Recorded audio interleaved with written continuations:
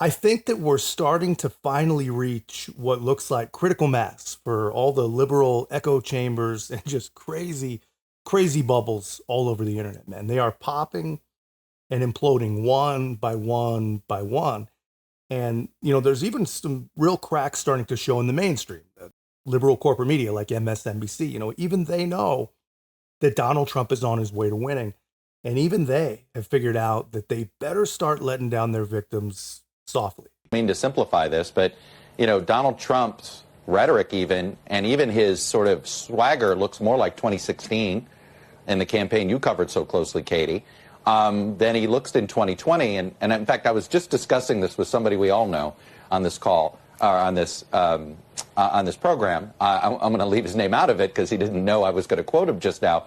But he even noted, we were talking about this idea that when Trump's losing, the worst version of Trump shows up. And when Trump's winning, or he thinks he's ahead, he's actually a different person, a different candidate. I mean, I think Vaughn could probably speak to this now. The Donald Trump in Detroit and those events he did, he was oddly loose. He was trying to be funny and all of this, where from about 2017 to 2022, we had, and even 2023 through the primaries, it's been nothing but angry grievance Trump, right? Angry, angry, angry. It's interesting if he somehow drops the grievance, he could end up looking more like that 2016 candidate where he's the outside disruptor. Dude, how insane is it to watch these people? I mean, they're so tone deaf, man. They complain about Donald Trump being angry and having grievances from about 2017 onward, they say.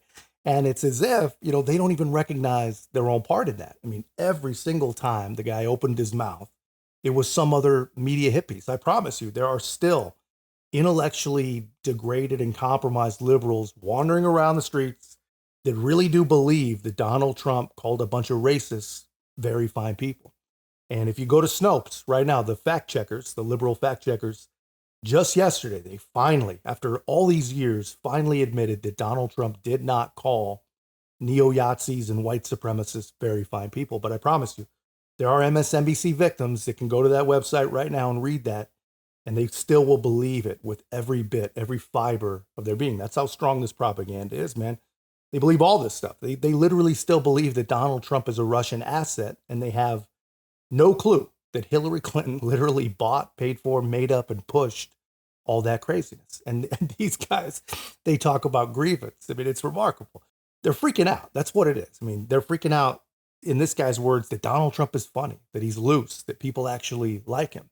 They're really freaking out that people do not believe a word that they've fed them for the last decade almost. I mean, everything they've done was for nothing. That's essentially what they're saying, and that's what's really bothering them. And it's pretty funny to watch. I mean, the media started to call it the normalization of Trump, as if like he literally wrote Mein Kampf himself or something like that. I mean, it's insane. But this is what they're afraid of. Here we go.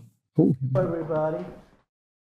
Hello, Mr. President. Great time. I love that house he has. I love David's house. What a house. That made the biggest impression, huh? Thank you, sir. I heard you have a pretty nice house, too. Yeah, I have. We're in a nice house. We like Although houses. It's only worth $18 million, right? We're like, I know, the judge said 18 million. People said Palm Beach has gone down a long way. Hello, everybody. We'll let your winners ride. Rain Man David Sass. We open source it to the fans, and they've just gone crazy with it. Love you, West. Queen of Quinoa. Thanks so much for sitting down with us, Mr. President. The All In Pod's basically the four of us having conversations. It's kind of a spectrum of different views. We got it's sort of like a little bit of some Fox News and then some MSDNC at the same time. Well, that's okay. Keeps it interesting. Yeah.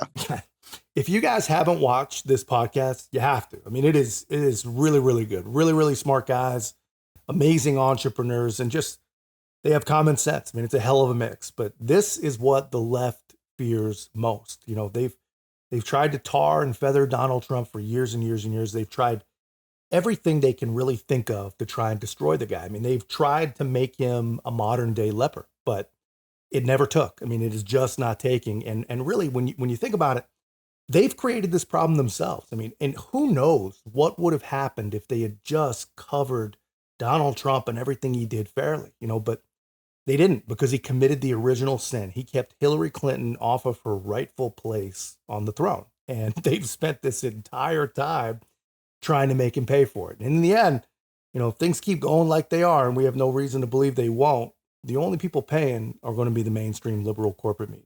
But that's just my take, guys. Let me know your thoughts in the comments. If you haven't already, be a part of our growth. Make sure to like, comment, subscribe. Most importantly, share the channel. I'll see you in the next one.